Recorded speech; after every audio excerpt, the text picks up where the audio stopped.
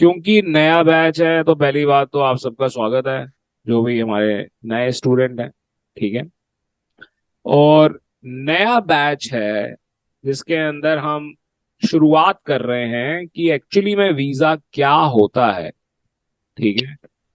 तो जो हमारे बिगनिंग से रिलेटेड क्वेश्चंस हैं, मैं वही आप लोगों के इनवाइट करूंगा कि आप वही क्वेश्चंस पूछिए और उसके अकॉर्डिंगली आप सीखते चलिए। ठीक है। कुछ स्टूडेंट जो पहले से क्लासेस ले रहे हैं उन्हों को हम हमेशा अलाउ करते हैं। जो आज पहली बार क्लास के अंदर आए हैं उनको भी मैं ये बता देना चाहूंगा कि आप भी जब अपना पार्ट खत्म कर लेंगे, जो भी आपने सीखने के लिए एडमिशन लिया है, उसके बाद आपके पास भी ये ऑप्शन होती है कि आप उसको रिपीट कर सकते हैं। रिपीट करने के लिए हम ये ऑप्शन इसलिए देते हैं क्योंकि ज्यादा प्रैक्टिकल है और कई लोग सुन के एब्जॉर्ब नहीं कर पाते हैं पूरा का पूरा। इम्प्लीमेंट करने में उनको थोड़ी सी हेल्प चाहिए होती है, तो इसीलिए हम ये चीज अलाउ करते हैं। ठीक है।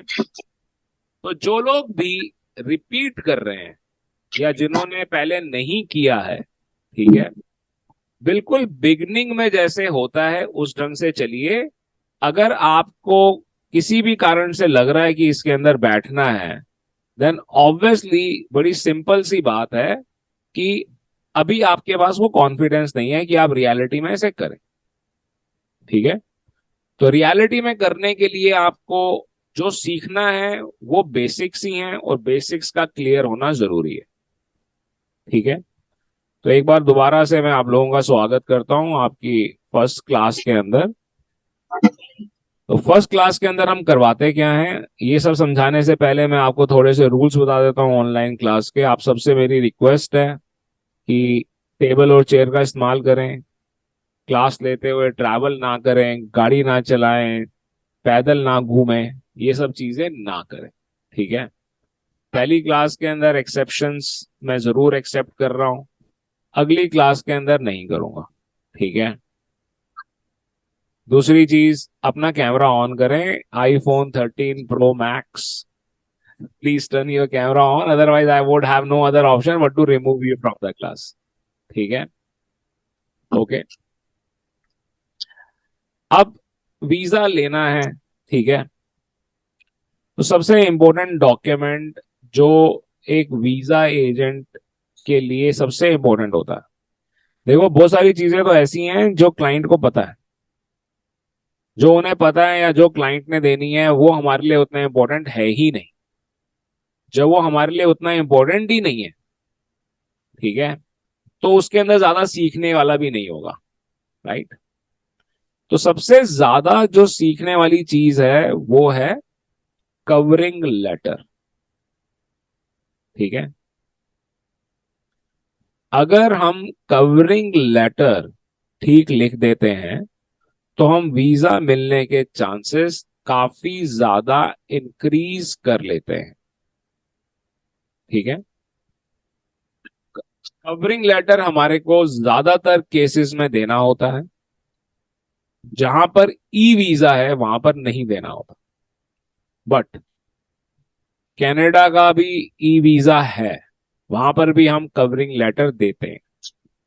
जो आप लोग एस ओ पी कहते हैं, जिसको आप स्टेटमेंट ऑफ पर्पस कहते हैं, वो भी कवरिंग लेटर ही है। ठीक है। बट सिर्फ हम उसको स्टेटमेंट ऑफ पर्पस कह देते हैं क्योंकि हम स्टूडेंट के लिए जा रहे हैं कि हमारा पर्पस क्या है। कवरिंग लेटर का में भी तो यही लिखा होता है। ठीक है। तो हम एसओपी को कवरिंग लेटर भी कह सकते हैं, लेटर ऑफ इंटेंट भी कह सकते हैं। ठीक है। कि ये हमारी इंटेंशन है, इसीलिए हम जा रहे हैं। ठीक है। तो covering letter is the thing for which people comes to you. आपके पास लोग आते ही इसीलिए हैं क्योंकि उन्हें इतना कॉन्फिडेंस नहीं है कि वो कवरिंग लेटर ठीक लिखेंगे। ठीक है। अगर उनको ये चीज हो कि हाँ वो कवरिंग लेटर भी ठीक लिख लेंगे, सब कुछ ठीक लिख लेंगे, तो आपकी जरूरत ही नहीं। ये भी मैं आपको बता देना चाहूंगा कि ऐसे बहुत सारे लोग हैं जो वीजा खुद भी लगाते ही हैं। ठीक है। जब तक मैंने पढ़ाना नहीं शुरू किया था तब तक मुझे भी कभी ऐसा नहीं लगा था कि वीजा के लिए किसी के ऊपर डिपेंड होना पड़ेगा। ठीक है, और मैं कभी हुआ भी नहीं, खैर। और आपके भी ऐसे पहचान के अंदर बहुत सारे लोग होंगे। तो वीजा का प्रोसेस इस ढंग से बनाया हुआ है कि नॉर्मल वीजा लोग खुद अप्लाई कर सकते हैं। ठीक है, जो नहीं कर सकते उन्हों की सिचुएशन को एक्सप्लेन करने के लिए आपके पास कवरिंग लेटर है। ठीक है, कवरिंग लेटर मैं आपको लिख कर दिखाऊंगा, सिखाऊंगा, क्या पार्ट्स होते हैं वो बताऊंगा। पर उससे कहीं ज्यादा इंपॉर्टेंट है कि आप लोग कवरिंग लेटर लिखें। उससे कहीं ज्यादा इंपॉर्टेंट ये है। ठीक है, और जिस तरह के भी क्लाइंट आपके पास पहले से हैं, जो भी क्लाइंट आपके पास पहले से हैं, उन्हों का कवरिंग लेटर भी हम यहाँ लिख सकते हैं। आप बता सकते हैं कि हाँ जी ये मेरा क्लाइंट है, आप इनका कवरिंग लेटर लिखिए। ठीक है, बिल्कुल, बिल्कुल लिखेंगे हम। आप बताएंगे, बिल्कुल रियल आप उसको यूज करना चाहें बिल्कुल यूज करें उसको रियल वीजा लेने में। और फिर उसको हमारे साथ शेयर भी करें कि उसको यूज करके वीजा आया या नहीं आया। ठीक है, कवरिंग लेटर के अंदर तीन चीजें सबसे ज्यादा इंपॉर्टेंट होती हैं। तीन चीजों का ध्यान हमें हमेशा रखना होता है। ठीक है, कोई बताएगा ये तीन चीजें कौन सी?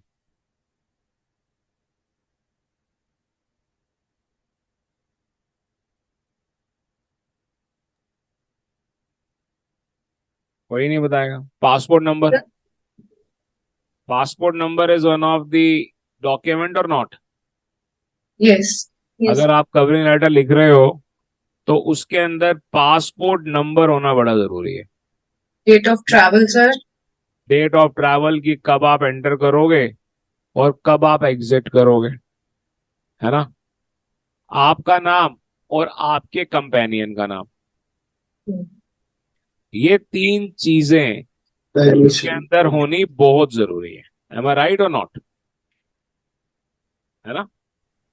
ये तीन चीजें तो बेसिक हैं, हर एक किसी को पता है कि हाँ ये तीन चीजें होनी बहुत जरूरी है। ठीक है, बट एक्चुअली जो तीन चीजें होनी जरूरी हैं, जो एक काउंसलर देख रहा है उसे मालूम है कि अगर किसी ने वीजा अप्लाई किया है तो पासपोर्ट तो अटैच करेगा ही। अगर कवरिंग लेटर के अंदर पासपोर्ट नंबर लिखना भूल भी गया है तो भी कोई बात नहीं, पासपोर्ट की कॉपी तो है, देख लेता हूं, कोई दिक्कत नहीं है। ठीक है, इस तरह की गलतियां भी हमने निग्लेक्ट होती हुई देखी है। ठीक है, ट्रैवलिंग डेट दिखनी भूल गया है तो कोई बात नहीं, टिकट अटैच किया है, टिकट देख लेता हूं। ठीक है, साथ में कोई जा रहा है, अगर साथ में एप्लीकेशन ऐड हो रखी है तो वो जा ही रहा होगा। ठीक है, तो ये तीनों की तीनों चीजें निग्लेक्ट हो सकती हैं। ठीक है, पर हाँ, आपने निग्लेक्ट होने वाली सिचुएशन नहीं क्रिएट करनी। आपने ये तीनों की तीनों चीजें कवरिंग लेटर में लिखनी है। इसके अलावा जो तीन सबसे ज्यादा जरूरी जरूरी चीजें हैं, वो सबसे पहली है a solid convincing reason of travel. Travel का जो रीजन है वो कन्विंसिंग होना चाहिए है। और हम टूरिस्ट की बात कर रहे हैं, टूरिज्म के लिए कोई जा रहा है, तो क्या टूरिज्म कभी कन्विंसिंग हो सकता है? बिल्कुल हो सकता है। ठीक है, बट क्या टूरिज्म कभी अर्जेंटली कन्विंसिंग हो सकता है? बड़ा अर्जेंटली मेरे को माउंट टिटलिस पे जाकर फोटो खिंचवानी है ना, so that is not convincing. Okay, अगर यही हम कहते हैं कि बच्चों को हमारे को स्विट्जरलैंड दिखाना है, ठीक है, और उन लोगों की स्कूल की छुट्टियां चल रही हैं, that makes sense, that makes sense. ठीक है, अगर ये हम यूएसए के लिए रीजन देते हैं और हमने कभी स्विट्जरलैंड नहीं देखा, इंडिया में रहते हैं हम, ठीक है, हम इंडिया की बात कर रहे हैं, पाकिस्तान में रहते हैं, पाकिस्तान की बात कर रहे हैं, ठीक है, तो बड़ी सिंपल सी बात है। अगर हम जहां पर रहते हैं उसके आसपास की कंट्रीज को हमने कभी विजिट नहीं किया, हाँ जी, क्या नाम है आपका? अपना नाम तो बता दीजिए। आप कैमरा तो ऑन ऑन करने नहीं वाले हैं मुझे लगता है आज। रंजीत सिंह है नाम का। Hello sir, we are unable to join proper again and again, I am getting host not allowed. Ranjit Singh. Ranjit Singh कैसे हो गई? Good to listen here, good to read your messages. तो ऐसा है कि host is very very bad. अगर camera on नहीं होगा तो मैं अलाउ नहीं करूंगा। As simple as that. ठीक है। आप वेटिंग रूम में वेट करते रहोगे। ओके। फिर भी मैं अलाउ कर रहा हूं, ऐसा नहीं कह सकते आप कि मैं अलाउ नहीं कर रहा हूं। ठीक है। तो 5 मिनट हो, आप अपने आप को म्यूट रखो और अपना कैमरा आप फिक्स कर लो। ओके। मैं आपको तरीका बता देता हूं। आप अपना जो भी सिस्टम यूज कर रहे हो उसको रीस्टार्ट कर लो। ठीक है। और फिर दोबारा आ जाना। आपका कैमरा ऑन हो जाएगा। वो पहले अपने आप प्रॉम्प्ट करेगा कि turn the camera, allow to use your camera. तो आप अलाउ कर देना, आपका कैमरा नजर आना शुरू हो जाए, आप नजर आने शुरू हो जाओगे। अगर आप वैसे खुद नजर नहीं आना चाहते हो तो बात अलग है। ठीक है। चलिए, 5 मिनट है। Try to fix it.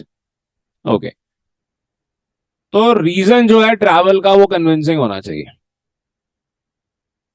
जिन लोगों का यूएसए का वीजा नहीं लगता ना, टूरिस्ट वीजा, पैसे दे के अपॉइंटमेंट डेट ज्यादा ले लेते हैं, जल्दी की ले लेते हैं।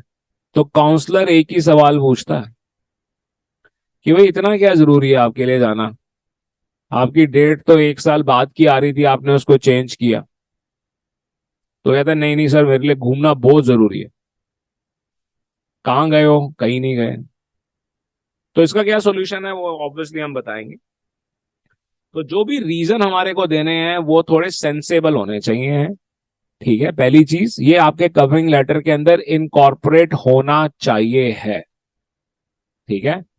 आपको ये चीज क्लियरली मेंशन करनी है। कुछ चीजें हम क्लियरली मेंशन करेंगे, कुछ चीजें हम वेगली मेंशन करेंगे। ठीक है।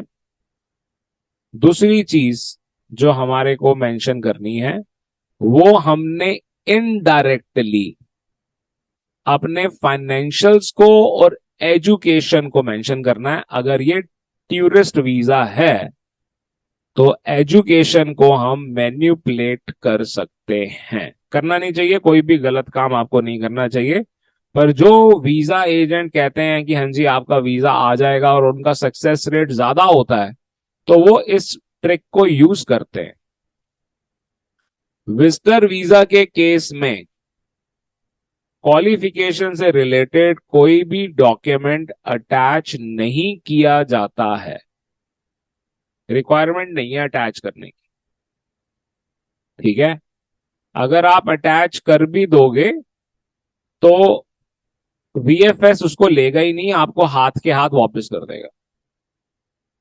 अगर वो आपको हाथ के हाथ वापस नहीं करेगा तो वीएफएस का प्रोसेस होता क्या है? शेनेगन की बात कर रहे हैं हम। और भी बहुत सारी कंट्रीज हैं जो वीएफएस के थ्रू होती हैं। वीएफएस का प्रोसेस इतना सा है कि वो डाकिया है, डाकिया। ठीक है। एक में क्या कहते हैं, आर्टिकल लिख रहा हूं अगेंस्ट वीएफएस। ठीक है। कि भाई वीएफएस वीएफएस का मैंने एक आर्टिकल पढ़ा है। आर्टिकल वीएफएस का आर्टिकल मालूम क्या कहता है? वीएफएस का आर्टिकल कहता है कि beware of frauds in visa. ठीक है। मेरा आर्टिकल कहता है beware of frauds in VFS. ठीक है। चलो जो भी है, जब बनेगा आपको दिखाएंगे। ओके। चलो जो भी है। अब वीएफएस सिर्फ एक डाकिया की तरह डॉक्यूमेंट लेता है। ठीक है। और उसको मोस्टली बहुत सारी कंट्रीज के केसेस में सिर्फ वहां पर भेजता है, सिर्फ स्कैन करके भेजता है, नहीं तो एक फॉर्म के अंदर अपडेट करता है। फिजिकल डॉक्यूमेंट उन्हीं के पास रहता है। सिर्फ पासपोर्ट को भेजता है एम्बेसी में। ठीक है। और जो डॉक्यूमेंट लिए हैं उसको फॉर्म के बेसिस में उन्हें इन्फॉर्म करता है कि ये डॉक्यूमेंट लिए है। ठीक है। कुछ एम्बेसीज कहती हैं कि आप फाइल भेजोगे और उन्हों की एक लिस्ट है डॉक्यूमेंट की, वही भेजनी है।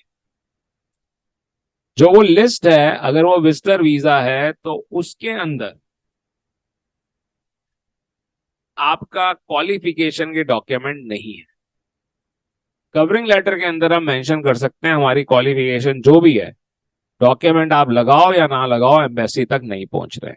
एम्बेसी को उससे कुछ लेना देना ही नहीं है, क्योंकि आप विजिटर वीजा अप्लाई कर रहे हो। ठीक है, क्लियर है। तो पहली चीज हमने ये समझी कि हमारे को जो रीजन देना है ट्रैवल का, वो that should make some sense, that should be logical. ठीक है।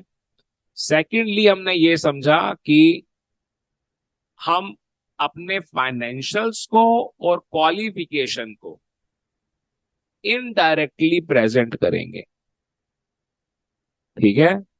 अगर प्रोफाइल अच्छी है तो हम इनडायरेक्टली प्रेजेंट करेंगे, अगर प्रोफाइल अच्छी नहीं है तो डायरेक्टली मेंशन करेंगे। अगर साफ साफ ही पता चल रहा है कि प्रोफाइल ठीक नहीं है, पैसे कम है अकाउंट के अंदर और ये सब कुछ, तो हम डायरेक्टली मेंशन करेंगे, साफ साफ बोलेंगे कि देखिए मैं उतने अच्छे बैकग्राउंड से बिलोंग नहीं करता हूं, मेरे अकाउंट में जो पैसे हैं या मेरी जो अर्निंग है उससे मैंने कभी सोचा ही नहीं था कि मैं ऑस्ट्रिया जाऊंगा या मैं चेक रिपब्लिक जाऊंगा या फ्रांस, इटली, स्विट्जरलैंड जाऊंगा। बट मैंने ये पैसे सेव किए हैं, मैंने अर्न किया है कि मैं ट्रैवल कर सकता हूं और आप मेरे को वीजा दीजिए। ठीक है। तो पहले से ही हम उन्हों को ये बात बोलने का मौका ही नहीं देंगे कि वो ये बोलें कि आपके पास पैसे कम है या आपकी अर्निंग कम है। ठीक है। तीसरी चीज जो ज्यादातर लोग जिस पे बिल्कुल ध्यान ही नहीं देते हैं, वो any good reason of coming back. और अगर ये रीजन किसी गवर्नमेंट डॉक्यूमेंट से प्रूव किया जा सकता है तो उससे बढ़िया कोई बात ही नहीं। ठीक है। जैसे कि अगर मेरा यूपीएससी का रिटन एग्जाम है, कोई भी ग्रेजुएट या pursuing final year of graduation इसके लिए अप्लाई कर सकता है और रोल नंबर ले सकता है। ठीक है। And that is something very very important, people do not like to miss it. So इसको अच्छा खासा रीजन माना जाता है कि ये इंसान वापस आएगा। ठीक है। क्योंकि आप लोगों को मालूम होगा, आप सब लोग, हम ज्यादातर मैच्योर स्टूडेंट्स को ये अलाउ कर रहे हैं या एडमिट कर रहे हैं, तो आपको ये बात मालूम है कि जब रिफ्यूजल आता है तो रिफ्यूजल में ये लिखा होता है कि हमें ऐसा लग रहा है कि आप वापस नहीं आओगे। तो आपने एम्बेसी को, कॉन्सुलेट को ये बात बोलने का मौका ही नहीं देना है। ठीक है, क्लियर है। ये तीन चीजें सबसे ज्यादा इंपॉर्टेंट है। These are the things which are most important. Okay. जितनी कम ग्रामेटिकल मिस्टेक्स होंगी, जितनी बढ़िया इंग्लिश में लिख देंगे, जितनी साफ सुथरी प्रोफाइल बनाएंगे और फाइल बनाएंगे, उतना ही अच्छा है। फाइनेंशियल्स का स्ट्रांग होने से ज्यादा जरूरी रेगुलर इनकम का स्ट्रांग होना जरूरी है। कि हाँ, एक श्योर्ड कंफर्म्ड रेगुलर इनकम इस इंसान की है। तो अगर कोई सिर्फ महीने के 40,000 रुपए अर्न कर रहा है, पर अगर वो इस कंपनी के अंदर 3 साल से काम कर रहा है, 2 साल से, पौने 2 साल से काम कर रहा है, अकाउंट में सिर्फ 4 लाख रुपए हैं, that is a good profile. Instead in comparison to someone who is having 10 lakh rupees but not getting the money, salary, profit every month. Business कर रहा है या नौकरी कर रहा है या प्रोफेशन उसका ऐसा है कि हर महीने पैसे नहीं आ रहे हैं उसके अकाउंट के अंदर। समझ रहे हैं आप? तो अगर आप इस बात को समझ रहे हैं तो वीजा लेना मुश्किल नहीं है। अभी तक कोई सवाल है तो पूछिए। Any questions? Anyone?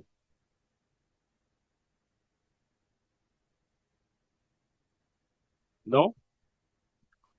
No questions? Very good. हाँ बोलो बोलो जीवन जो बोलो। सर, जो मैंने आपको केस भेजा था, व्हाट्सएप करा था मैंने आपको, उस केसेस वाले बच्चों के लिए क्या कर सकते हैं? क्या केस था बताओगे एक बार? बच्चा 2000 का बॉर्न है, और उसके बाद बच्चा कुछ कर नहीं रहा अभी, बैचलर्स करी हुई बस, फ्रेश केस है। पर आप ऑस्ट्रेलिया की बात कर रहे हो ना? उसका ये पॉइंट था कि कहीं पे भी भेज दो, चाहे ऑस्ट्रेलिया चाहे कनाडा। मैंने उसको कनाडा के लिए यस करा था, पर पता नहीं वो कैसे प्रेजेंट करेंगे उसको। चलो ठीक है। तो सबसे पहले तो आप इस बात को समझो कि सवाल क्या है। सबको मैं ये बात समझाना चाहूंगा कि सवाल है क्या। सवाल ये है कि कोई ऐसा कैंडिडेट है जिसके पास अकाउंट में पैसे हैं बट और कुछ नहीं है। ना उसके पास प्रूफ ऑफ इनकम है, ना उसके पास कोई परमानेंट जॉब है, ना ही कोई रजिस्टर्ड बिजनेस है। ऐसा कुछ भी नहीं है। ठीक है? तो इस तरह के कैंडिडेट को वीजा मिलता है या नहीं मिलता, और मिलेगा तो कैसे मिलेगा? ठीक है, तो ये सवाल है। तो इसकी डिटेल में हम जाएंगे, ऑब्वियसली डिटेल में हम जाएंगे तो बहुत सारी चीजें हमें करनी है, पर फिर भी मैं आपको इसका जवाब देता हूं। तो इसका जवाब बड़ा सिंपल सा है कि अगर इसकी एज 25 साल से कम है, ठीक है, तो हम पेरेंट्स की इनकम और पेरेंट्स के डॉक्यूमेंट के बेसिस पर इसको भेज सकते हैं। बट फिर भी अगर ये अकेला अप्लाई करेगा तो वीजा नहीं मिलेगा। विजिटर वीजा अगर अकेले का अप्लाई करेगा तो चांसेस कम है, और चांसेस को अच्छे से इंक्रीज करना है तो अपोजिट जेंडर को इंक्लूड करके किया जाएगा, तो अच्छे से चांसेस इंक्रीज हो जाएंगे, और हनीमून की तरह भी दिखाया जा सकता है। मान लीजिए कि कोई 24 साल की लड़की है जो जाना चाहती है, ठीक है, इनकम प्रूफ नहीं है, नौकरी नहीं करती, कुछ भी नहीं करती, पर पैसे हैं। तो ये बोला जा रहा है कि उसके पेरेंट्स जो हैं वो क्या कहते हैं भेज रहे हैं, और उसकी शादी होने वाली है, हो रही है, और उसके शादी के अगले दिन वो हनीमून पर जाएगी। ठीक है? और ऐसा ही होता है, राइट? तो जब शादी के अगले दिन या 2 दिन या 10 दिन के बाद वो हनीमून पर जाएगी, तो कोई शादी का प्रूफ नहीं लगाना होता, बट प्री वेडिंग इनविटेशन की कॉपी लगानी होती है। ठीक है? इसके अलावा कोई भी प्री वेडिंग सेरेमनी की फोटोग्राफ। अब आप कहोगे प्री वेडिंग सेरेमनी तो हुई नहीं, तो ऑब्वियसली वो तो नहीं हुई है, बट ये क्या कहते हैं एडिट करके किया जाता है, या लड़का लड़की को सच में थोड़ा सजा कर बिठा दिया जाता है और फोटो ले ली जाती है। ठीक है? और वो लगाया जाता है, राइट? क्योंकि यंगस्टर्स हैं और एक रीजन बन गया है कि हाँ हनीमून है, it's a very common thing, तो वीजा मिलने के चांसेस बहुत ज्यादा बढ़ जाते हैं। ठीक है? अगर ये भी पॉसिबल नहीं है, ये भी नहीं करना है, तो पेरेंट्स जा सकते हैं, या कोई सेम जेंडर का सिबलिंग जा सकता है, या और कोई साथ में जा सकता है। ठीक है? वीजा मिलने के चांसेस हो जाएंगे। ठीक है? तो सर, उस केस में उसके मदर को या फादर को साथ में ऐड कर सकते हैं? हाँ कर सकते हैं, बिल्कुल कर सकते हैं, राइट? तो अगर सर बच्चे के पास फंड्स हो, पर ट्रैवल हिस्ट्री ना हो, बच्चे का फंड्स हो उसके पास 10-12 लाख के आसपास फंड्स हो, और बट ट्रैवल हिस्ट्री ना हो।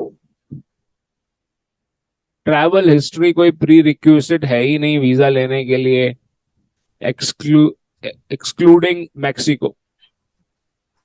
मैक्सिको ही एक ऐसी कंट्री है जो कहती है कि अगर आपकी कोई ट्रैवल हिस्ट्री नहीं है तो हम फ्रेश पासपोर्ट के ऊपर आपको वीजा नहीं देंगे। अदरवाइज तो कोई भी कंट्री ऐसा नहीं कह रही है। आपके पास ट्रैवल हिस्ट्री नहीं है, वीजा ले लो आप, कोई दिक्कत ही नहीं। ठीक है। और यूके शेनेगन के केस में तो कुछ भी दिक्कत नहीं। और यूके, क्योंकि यूके और शेनेगन साथ ही चलते हैं, तो मैं आपको ये भी बताना चाहूंगा कि यूके के केस में टिकट नहीं बुक करनी है। जब आप यूके का वीजा अप्लाई करोगे, विजिटर वीजा, तो आपने एयर टिकट बुक नहीं करनी है। जैसे बोला जाता है कि आपको कंफर्म एयर टिकट लगानी है, तो हमारे को वो कंफर्म एयर टिकट नहीं लगानी है। ठीक है। और बताइए क्या सवाल है। हाँ सर, जैसे उसका जीवन रीजन ज्योति सर? जी के केस में ऐसा भी तो हो सकता है, पेरेंट्स की तरफ से गिफ्ट भी हो सकते हैं भी, आप घूम आओ पेरेंट्स की तरफ से, जैसे हम कोई टूर गिफ्ट होता है। पेरेंट की तरफ से गिफ्ट दिखाना चाह हाँ रहे हो जी, ना? Tour gift. हाँ, बिल्कुल हो सकता है, हाँ बिल्कुल हो सकता है। जी। सर यूके में ही मेरा क्वेश्चन था कि जैसे बोला टिकट नहीं लगानी, तो वैसे वो क्यों नहीं लगा रही थी सर? क्या? यूके वाले केस में, शैनिगन के केस में हमने बोला टिकट नहीं लगानी, एयर टिकट नहीं लगानी। कहने का नहीं बोला मैंने यूके के केस में मैंने यूके बोला। सर उसका रीजन क्यों नहीं लगाते हो? क्योंकि यूके खुद बोलता है। मतलब ये मैंडेटरी नहीं है, अगर लगा दे तो उसका फिर कोई नेगेटिव पॉइंट होगा? नेगेटिव पॉइंट तो नहीं होगा, बट यूके का जब आप फॉर्म भरोगे और साइट पर देखोगे तो वो खुद ही बोल रहे हैं कि आप, जब तक हम वीजा नहीं देते तब तक आप टिकट मत लो। ठीक है, क्लियर है। यूके के केस में, यूके की जब हम बात कर रहे हैं तो यूके के अंदर 4 कंट्रीज आती हैं। ठीक है। England, Scotland, Ireland and Wales. ठीक है। और जब हम शेनेगन की बात कर रहे हैं तो शेनेगन के अंदर 27 कंट्रीज आती हैं। ये 27 कंट्रीज की लिस्ट आपको मैं दे भी दूंगा पीडीएफ में, इंटरनेट पर बड़े इजीली अवेलेबल है। और वैसे आपको रटी हुई होनी चाहिए। अगर आप सच में वीजा एजेंट बनना चाहते हैं तो शेनेगन की जो आप बात कर रहे हैं, ये लिस्ट आपके पास रटी हुई होनी चाहिए है। आप फिनलैंड से स्टार्ट करें, Finland, Sweden, Norway, Iceland, Denmark, Netherland, Luxembourg, Belgium, Switzerland, Austria, चेक Republic, Slovakia, Slovenia, Hungary, Malta, Italy, Greece, France, Spain, Portugal.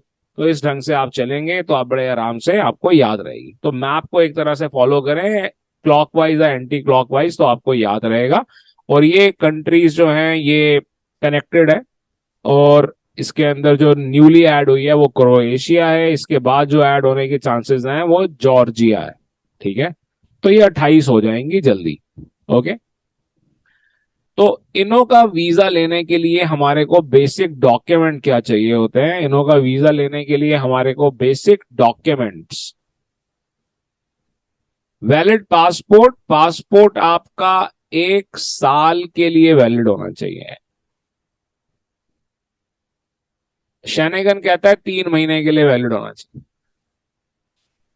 अगर आप शेनेगन की साइट पर जाकर देखोगे तो वो कहते हैं कि आपका वीजा जो है, वो आपका पासपोर्ट जो है वो सिर्फ 3 महीने के लिए भी वैलिड है, तो भी हमें कोई दिक्कत नहीं है। But to make your life easy, I would like to tell you that always take an option that your client is having the passport which is valid for minimum 1 year.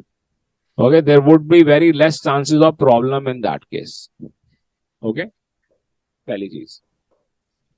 दूसरी चीज, फोटोग्राफ चाहिए है जो कि 35x45 mm की होनी चाहिए। The photograph is required to be 35 mm by 45 mm। ठीक है। वाइट बैकग्राउंड फोटोग्राफ होनी चाहिए है।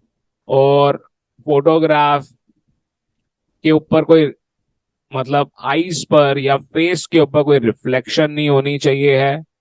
मैट फिनिश होनी चाहिए है। फोटोग्राफ का space 80% space should be taken by the facials. Facials ने 80% स्पेस उसका कवर किया हुआ हो। ठीक है, so this is something we have to keep in mind when we are talking about the photograph, right? Okay, इसके अलावा हमारे पास अथॉरिटी लेटर होना चाहिए। अथॉरिटी लेटर मैं आपको लिखवाऊंगा, ठीक है, पूरा उसका मैं आपको फॉर्मेट दूंगा। ये अथॉरिटी लेटर कैसे लिखना है आपने और उसके क्या एडवांटेज हैं, क्या डिसएडवांटेज है। चौथा, हमारे पास कवरिंग लेटर होना चाहिए है। पांचवा, हमारे को फॉर्म प्रॉपरली भरना है। फॉर्म के अंदर क्या हम ठीक कर सकते हैं, क्या गलत कर सकते हैं, वो हम आराम से सीख लेंगे। ठीक है, और ट्रैवल इंश्योरेंस, ये हमारे मैंडेटरी डॉक्यूमेंट है, ये हर केस में चाहिए। शेनेगन और यूके हर केस में ही आपको ये डॉक्यूमेंट चाहिए। अथॉरिटी लेटर भी चाहिए है और बाकी सब कुछ भी चाहिए। उसके बाद ट्रैवल डॉक्यूमेंट चाहिए, जो कि हमारे को यूके के केस में भी चाहिए होते हैं। और उसी के अंदर हम होटल वाउचर की भी बात करते हैं। उसके अलावा हमारे को फाइनेंशियल डॉक्यूमेंट्स चाहिए। फाइनेंशियल डॉक्यूमेंट्स का मतलब है, जो कि आप लोग समझ,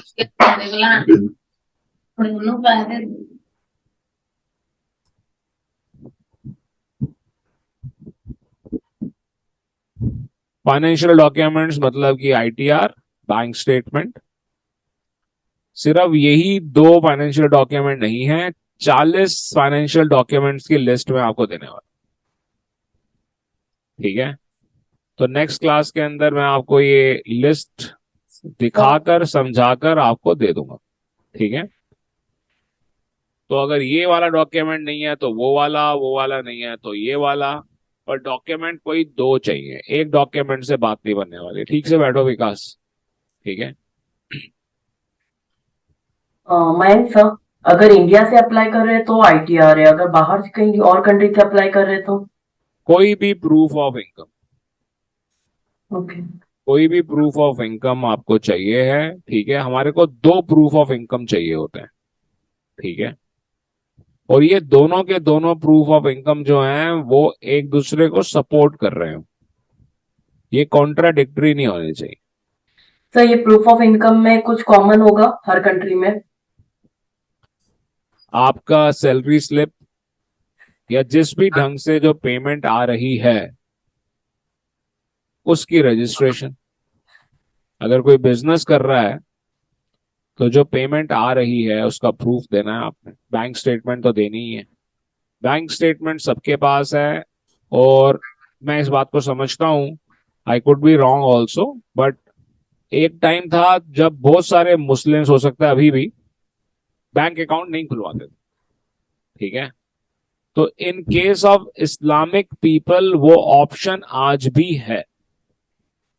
तो अगर हम ये बात अपने कवरिंग लेटर में लिख देते हैं that as I am following my religion and I do not have any bank account, I am giving you other proof of my income and so on, तो पूरा का पूरा कंसीडर किया जाता है। ऐसा नहीं है कि वो कंसीडर नहीं किया जाता। ठीक है, इसीलिए 40 डॉक्यूमेंट्स की लिस्ट है। ओके, अब यहाँ पे सबसे बड़ा सवाल ये आता है कि आपको शेनेगन का वीजा अप्लाई करना किसके साथ है, कौन सी कंट्री से लेना है शेनेगन का वीजा।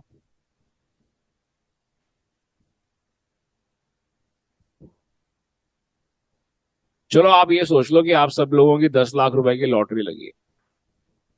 ठीक है, और लॉटरी की कंडीशन यही है कि आपको शेनेगन जाना है, कंडीशन है ये, और 12 दिन के लिए कम से कम जाना है। तो अब आप मेरे को बता दो कि आप कहाँ कहाँ जाना पसंद करोगे। सर अगर जर्मनी जाना चाहें तो जर्मनी जाना है, वेरी गुड। तो जर्मनी के साथ सिर्फ जर्मनी जर्मनी जाओगे? बस जर्मनी। हाँ जी सर। Very good. अगर सिर्फ जर्मनी जा रहे हो तो सीधा आप जर्मनी की एम्बेसी की साइट पर जाकर, लिंक दिया गया है, वहां पर से आपने फॉर्म भरना है। डेल पॉल करके एक साइट इनकी खुलती है, फिर उस पर जाकर हमने फॉर्म भरना है। जब हम वो फॉर्म भर देंगे तो हमारे पास VOW आएगा, वीजा ऑन वेब नंबर। ठीक है, जब हमारे पास VOW आ जाएगा फिर हम अपॉइंटमेंट लेंगे। ठीक है, तो बड़ा अच्छा लगा मुझे आपका सवाल का जवाब सुन के कि आप सिर्फ जर्मनी जाना चाहते हो। और जर्मनी एक ऐसी कंट्री है कि जो यूरोप की ज्यादातर अट्रैक्शंस आप जर्मनी, ज्यादातर जिन जिन चीजों के लिए, for what all Europe is famous, most of those things you can experience in Germany. Like many people, they would, when they are traveling, they are thinking that we are traveling only when there is a beach, when there is a sea. So in Germany, we have sea. In Switzerland, we do not have a sea. Switzerland is a landlocked country, right? Lot of people, they want to go and enjoy the mountains. So this is the country where we have Franconian Switzerland. We have mountains. People want to enjoy the best food of Europe. Germany is the country for the street food. People go to Europe for river cruises, for enjoying the Rhine River, which we even have in Switzerland also, in Netherlands also. The best part of Rhine River is in Switzerland.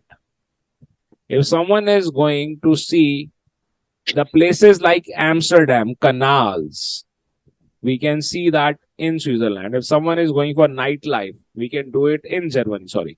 So all of those things, which for what people like to go to Europe, that all we can experience in Germany. And that is one of the country in Europe which is a stand-alone destination. If someone is visiting Germany, that is good enough to understand entire Europe, and that is central. It's a central Europe, right? But the problem is that most of the people, when they think of Europe, when they think of Schengen, they don't want to limitize themselves to a single country. वो किसी एक country से satisfy होते ही नहीं है। तो ये आपका जवाब था, बड़ा अच्छा रहा। और कोई, अगर आपको भी जाना है तो आप कहाँ जाना पसंद करेंगे? तो मैं आप लोगों के सवाल, क्योंकि पहली क्लास है शायद इसलिए आप लोग हेजिटेट कर रहे हैं, तो मैं जो डेटा है उसके हिसाब से चलता हूं। अगर आप इंटरनेट पर जाकर चेक करेंगे तो आप बड़े आराम से ये बात देख पाएंगे कि सबसे ज्यादा यूरोप का जो ट्रैवल पैकेज बिकता है वो 3 कंट्रीज का कॉम्बिनेशन होता है, जो है इटली, फ्रांस एंड स्विट्जरलैंड। ठीक है, ये इन 3 कंट्रीज का कॉम्बिनेशन होता है। ठीक है, इटली, फ्रांस एंड स्विट्जरलैंड। तो मेरा सवाल क्या है? मेरा सवाल ये है कि जब आप इटली, फ्रांस एंड स्विट्जरलैंड तीनों में ही जा रहे हो, तो अब आपने अप्लाई कौन सी एम्बेसी के साथ करना है? सर जिस भी कंट्री में हम ज्यादा दिनों के लिए रुकेंगे, and that should be a point of entry and exit और एग्जिट। ओके, अब मैं ही बन जाता हूँ ट्रैवलर। आप लोगों की तो लॉटरी लगी पर आप ट्रैवल नहीं करना चाहे तो मैं जा रहा हूँ इटली भी, फ्रांस भी और स्विट्जरलैंड भी।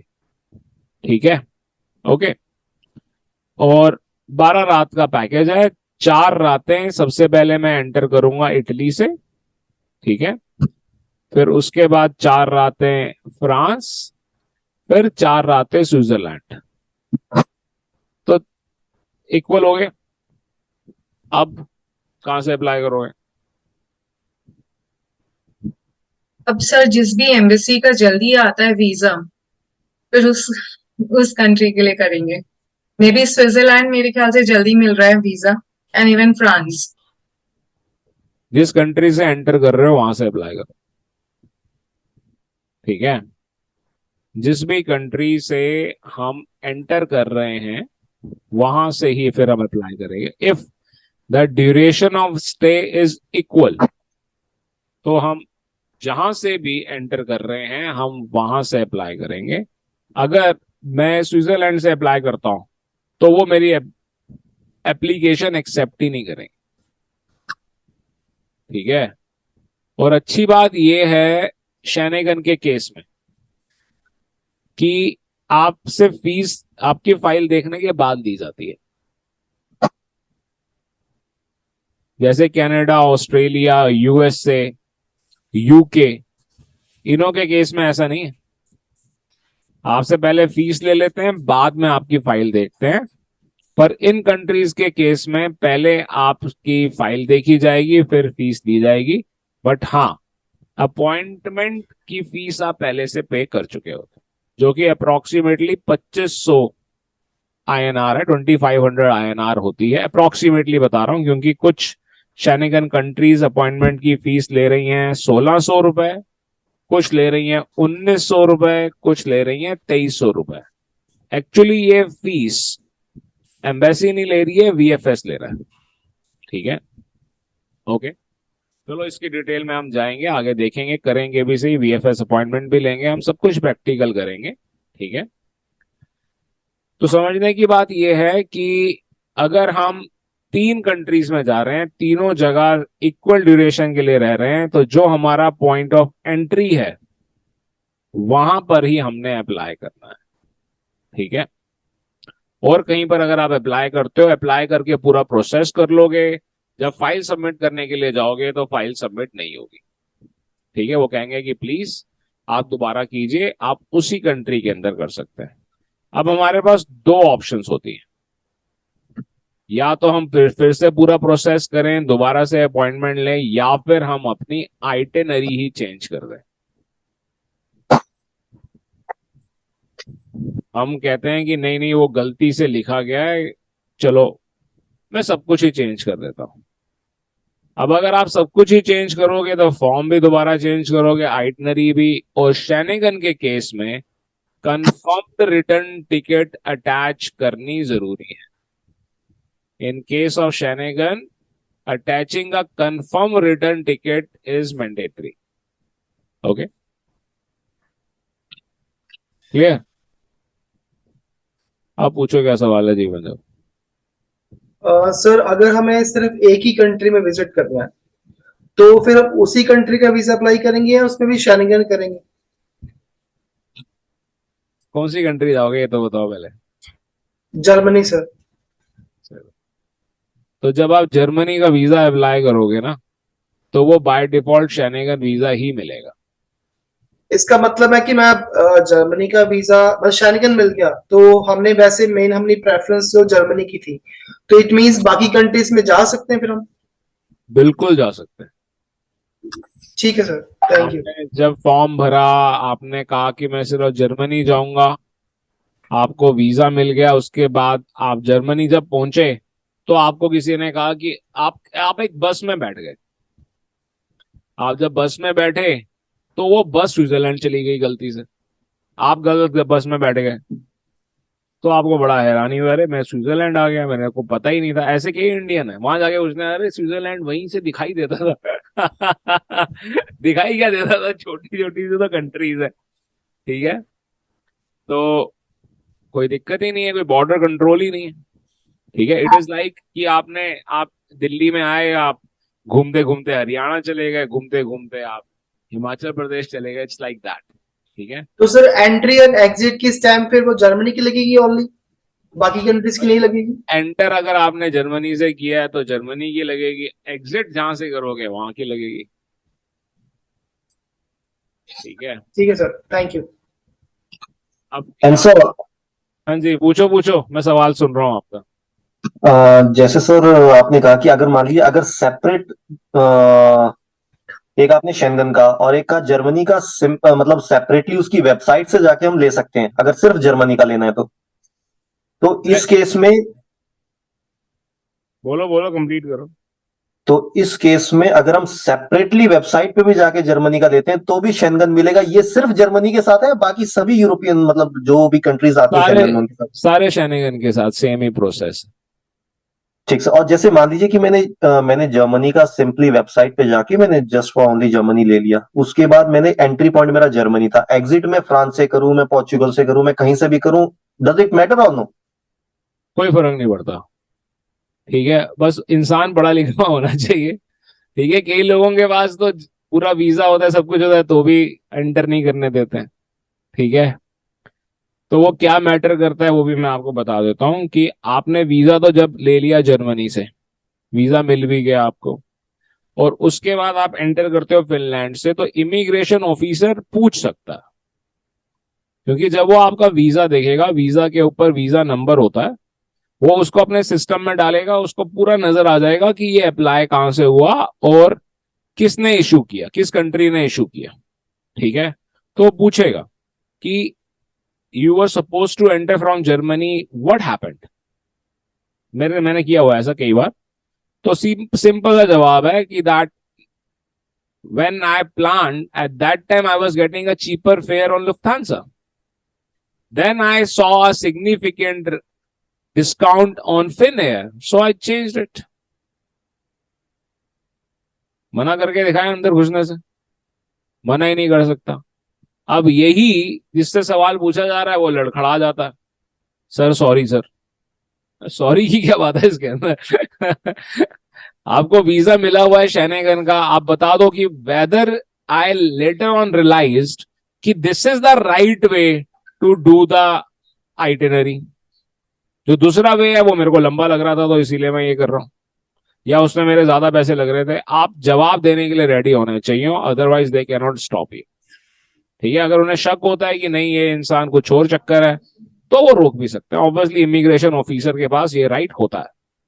आई hope this answers your question, am I right? And so one more thing, thank you for that. And जैसे which one you prefer, sir? Like if I want to, let's say I want to go only Germany, like it's better to go only to the Germany website and take it, or to Schengen for the betterment, like it's easy to go any other place.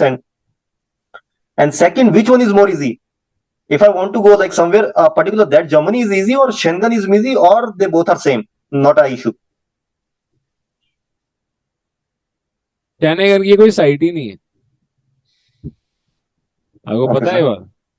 No. अगर आप ये सोचो कि आप Schengen की site पर जाकर form भरोगे, Schengen का वीजा अप्लाई करोगे, ऐसी कोई साइट ही नहीं है। ठीक है, कोई प्रोसेस ही नहीं है अप्लाई करने का। अप्लाई करने के लिए आपको पर्टिकुलर किसी एक कंट्री को पिक करना पड़ेगा, उस कंट्री के साथ अप्लाई करना पड़ेगा, मिलेगा आपको शेनेगन वीजा ही। इसको डिटेल में ले जाता हूं मैं, जहां आप लोग पहुंचे नहीं, अभी आपने सोचा नहीं। चलो, ये तो हम विजिटर वीजा की बात कर रहे हैं, बिजनेस वीजा की बात कर रहे हैं। जब हम वर्क जैसे हम परमिट पे जाते हैं, एक minute Kishan, let me complete. जब हम वर्क परमिट के लिए अप्लाई करते हैं, ठीक है, अगर मैं जर्मनी का वर्क परमिट ले रहा हूँ, जर्मनी में मेरी नौकरी लगी है, तो ऑब्वियसली मैं जर्मनी के अंदर ही तो अप्लाई करूंगा, एज सिंपल एज दैट। और कहां पर अप्लाई करूंगा, राइट? और तो कहीं मैं अप्लाई करूंगा नहीं। जब मैं जर्मनी के साथ अप्लाई कर रहा हूं, क्या कहते हैं, वर्क परमिट के बेसिस पर, तो भी जो मेरे को वीजा मिला है वो भी मेरे को अलाउ करता है पूरे शेनेगन में घूमना। इसे हम नेशनल वीजा कहते हैं। वर्क परमिट ले रहा हूं, नौकरी जर्मनी में लगी है, ठीक है, जर्मनी ही सिर्फ मेरे को वीजा दे सकता है, क्योंकि नौकरी जर्मनी में लगी है, वीजा जर्मनी दे रहा है। उस वीजा पे, क्योंकि जो नेशनल वीजा है उस पे भी मैं बाकी 26 कंट्रीज में ट्रैवल करने के लिए अलाउड हूं। अगर आपका यूरोप में शेनेगन में कहीं पर भी एडमिशन हो जाता है, किसी भी पार्ट पर अगर एडमिशन हो जाता है किसी भी कंट्री में, तो भी आप बाकी कंट्रीज के अंदर नौकरी भी कर सकते हो। ट्रैवल तो कर ही सकते हो, नौकरी भी कर सकते हो। और ये फैसिलिटी यूरोप के सारे सिटीजन्स के पास है। अगर मैं जर्मनी का सिटीजन हूं तो मैं पोर्तुगल में जाके नौकरी कर सकता हूं, अगर मैं पोर्तुगल का सिटीजन हूं तो मैं जर्मनी में। जैसे कि अगर मैं बिहार में पैदा हुआ, बिहार में रहा, मेरा दिल करता है दिल्ली में आके नौकरी करने का, मैं दिल्ली में कर सकता हूँ। तो आप इसको थोड़ा इजी करने के लिए मैं बोलना चाहूंगा कि आप इसको 27 कंट्री मत समझो, आप यूरोपियन यूनियन को या शेंगेन को एक कंट्री समझो और इन 27 को उसके अलग अलग पार्ट समझो। अब अगर एक समझना इस बात को, अब अगर कोई इंडिया का वीजा अप्लाई कर रहा है या कोई पाकिस्तान का वीजा अप्लाई कर रहा है, वो कहता है कि जी मैं पाकिस्तान एंटर करूंगा पेशावर से, कोई सेंस नहीं बनी ना, ये कोई एंट्री पॉइंट थोड़ी ना, ये कोई मैं अफगानिस्तान से थोड़ी ना आ रहा हूं, मैं तो इंडिया से आ रहा हूं।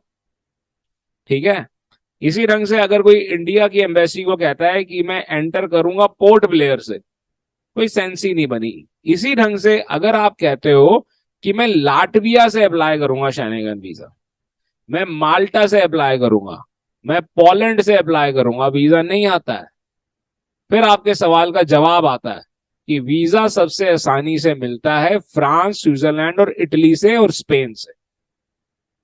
अब पूछिए किशन क्या सवाल था।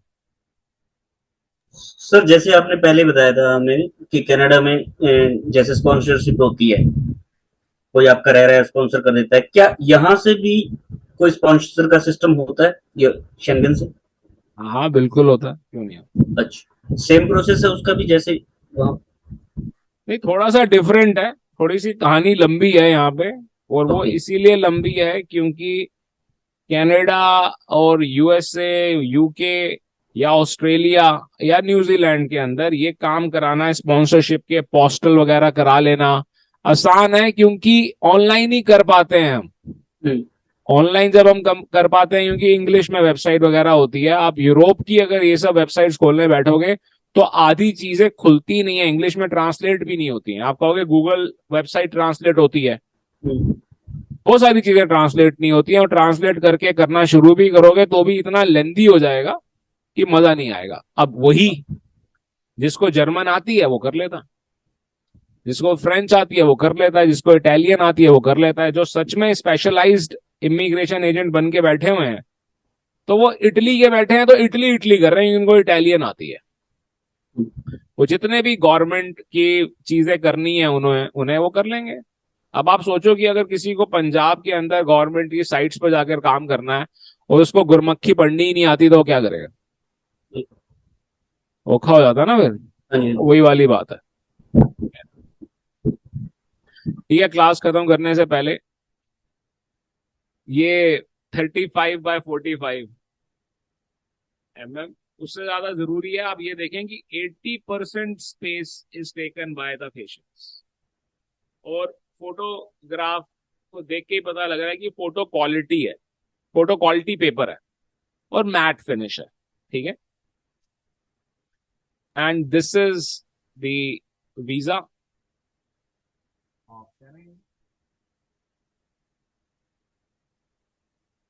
लिखा हुआ है मल्टी, MULT। ठीक है, तो ये मल्टीपल एंट्री वीजा है और ये स्टैम्प्स है।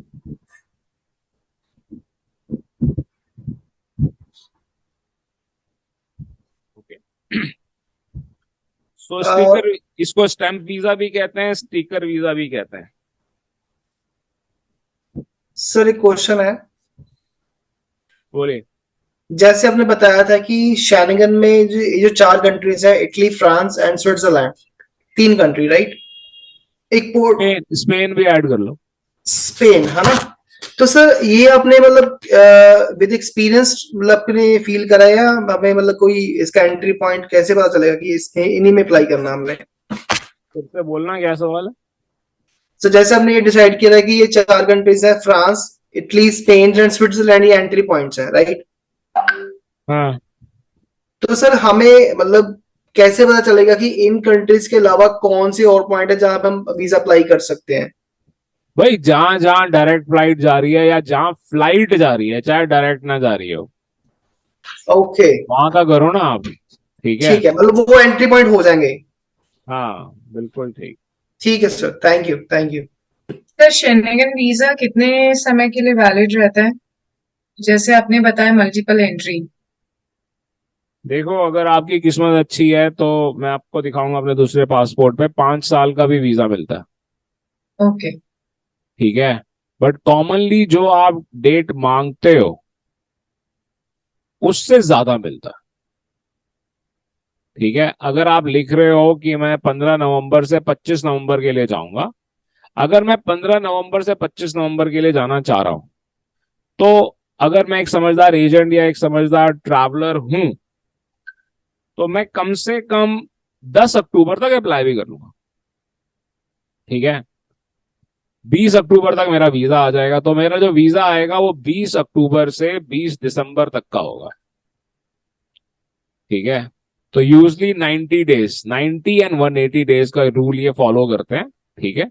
तो 90 डेज का हमारे को वीजा मिल जाता है। जिनके ऊपर इनको ज्यादा ही शक होता है कि नहीं ये बिल्कुल गड़बड़ हो सकता है, ठीक है, तो उन्हें बिल्कुल डेट टू डेट भी देते हैं। जैसे कि बिजनेस के केस में जब हम बिजनेस वीजा अप्लाई करते हैं, आप लोगों को मालूम होगा कि विजिटर वीजा का और बिजनेस वीजा का प्रोसेस एग्जैक्टली सेम होता है।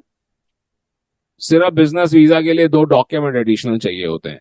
जब हम बिजनेस वीजा अप्लाई करते हैं तो बहुत सारे केसेस के अंदर वो एग्जैक्ट डेट का आता है। आप कह रहे हो कि मेरे को 5 तारीख से 8 तारीख काम है, 5 तारीख से 8 तारीख, देखो कितनी दिक्कत है। थोड़े से भी लेट हो जाओ तो आपको चिंता हो जाएगी। बट अगर एक हफ्ता आप लेट हो जाते हो, एक हफ्ता, तो उसका कोई एडवर्स इफेक्ट पड़ता नहीं है, प्रोवाइडेड आपको अरेस्ट करके नहीं लेकर आए, आप खुद आए हो एयरपोर्ट। एक हफ्ते तक का एक्सटेंशन अवेलेबल होता है। जाकर खुद बोलना है कि हाँ जी, क्या कहते हैं, मैं इस वजह से लेट हो गया था। और यूजली जब हम लेट होते हैं तो हम ऑनलाइन भी अपडेट कर सकते होते हैं। ठीक है। और बताइए, और तो क्या? सर नॉर्मली हमें कितने डेज का अप्लाई करना चाहिए, शो कितना करना चाहिए, कितने दिन का हमें आइटनरी दिखानी चाहिए वहां पे? कम से कम, जब आप यूरोप जा रहे हो तो कम से कम 6 रात। अगर 6 रात से कम आप कर रहे हो तो वो भी प्रैक्टिकल नहीं लगता। ठीक है। और अगर फाइनेंशियल्स ठीक नहीं है, एवरेज टाइप है, तो 12 रात से ज्यादा मत करो। कॉमनली 20 रात से ज्यादा मत करो। कोई पहले से ट्रैवल्ड है, पहले एक आध बार शेनेगन वीजा लगा हुआ है, तो आप 2 महीने का भी ड्यूरेशन दिखा सकते हो। उसमें सर ड्यूरेशन दिखाना है बट एग्जैक्ट डेट नहीं मेंशन करनी। एग्जैक्ट डेट मेंशन करनी है। एग्जैक्ट डेट वीजा फॉर्म में भी मेंशन होगी, एग्जैक्ट डेट कवरिंग लेटर में भी मेंशन होगी, ओके, दोनों में मेंशन होगी। ठीक है सर। किशन, कोई सवाल? सर आप मेरा अप्लाई करना जी जब आप ये वो मैं करोगे। आपका अप्लाई कर दूं? हाँ जी, पुर्तगाल का। बड़ा अच्छा सवाल आपने पूछा है और इसका जवाब देने में मुझे बड़ी खुशी होगी।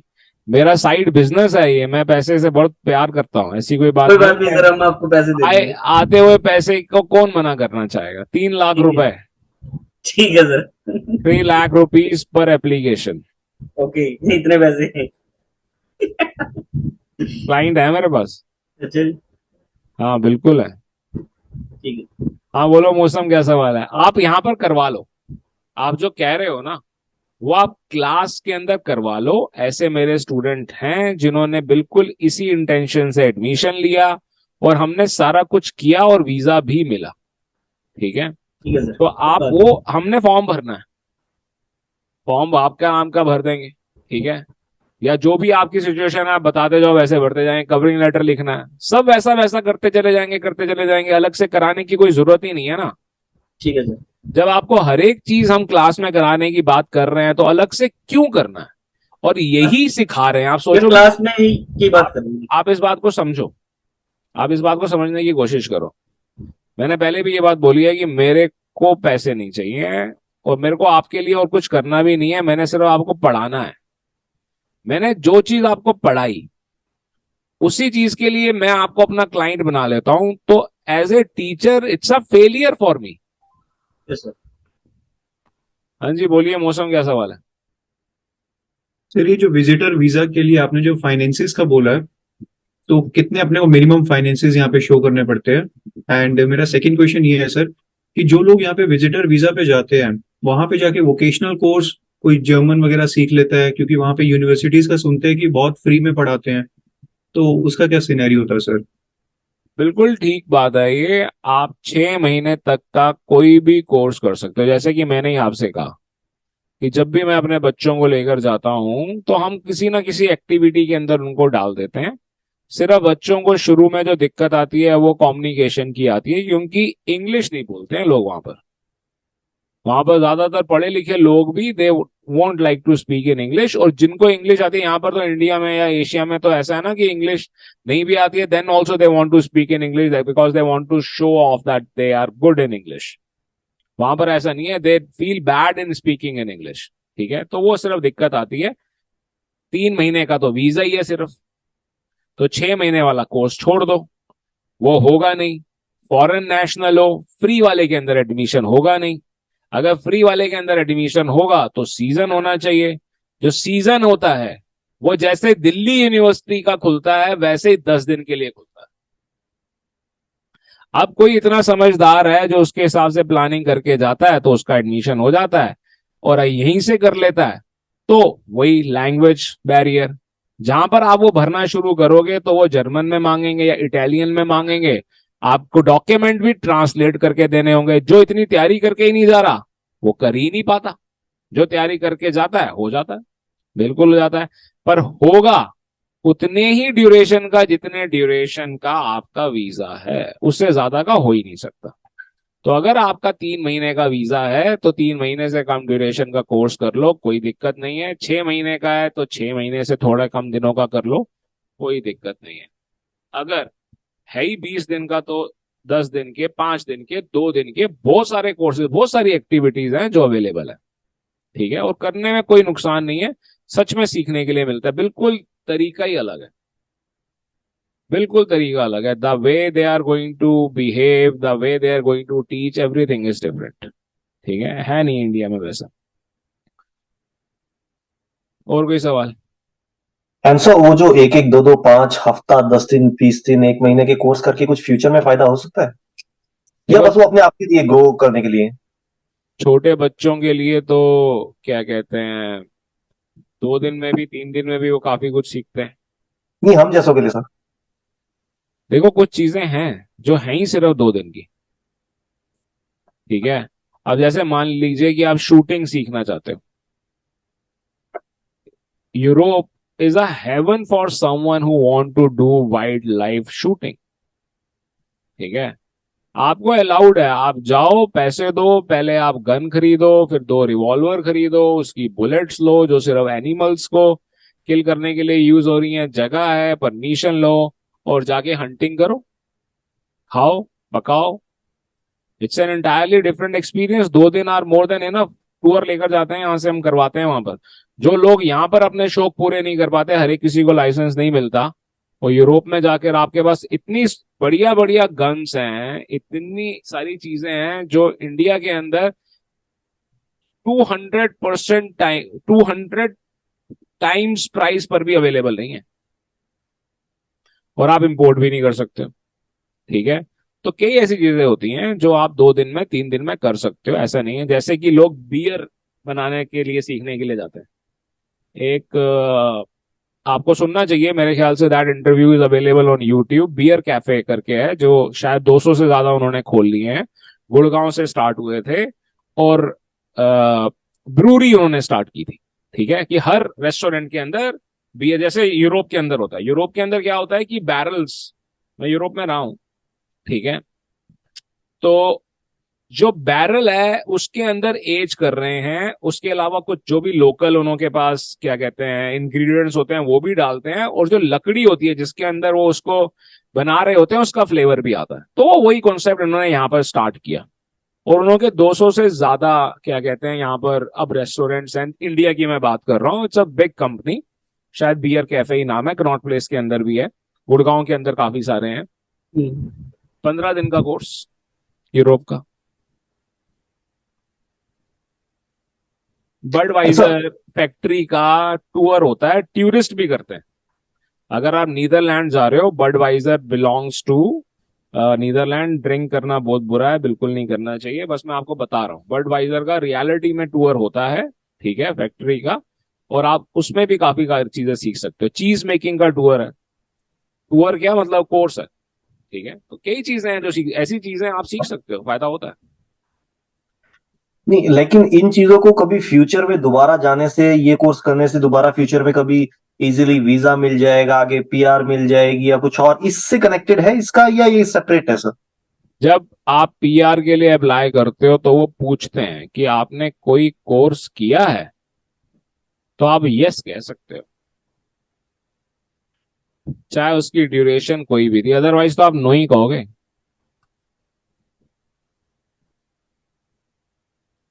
बिल्कुल फायदा है, इन शॉर्ट फायदा है, ठीक है। जो बच्चे एक्टिविटीज करते रहते हैं वहां की, जैसे आपके पास, आपने ऐसे 5-6 बार, आप 5-6 ट्रिप्स में आपने ऐसे कर लिया, अब कल को आप परमानेंट स्कूल के अंदर, हॉस्टल के अंदर अगर एडमिशन लोगे, एडमिशन मिल जाता है, अदरवाइज नहीं मिलता। बोलो मीनाक्षी, क्या सवाल है? सर अगर जैसे जर्मनी में कोई नॉन पर्सन या जैसे फ्रेंड रह रहा हो तो उसका कोई बेनिफिट मिलता है क्या, अगर रेफरेंस दे तो? हाँ मिलता है, पूछते भी हैं फॉर्म के अंदर, बिल्कुल मिलता है।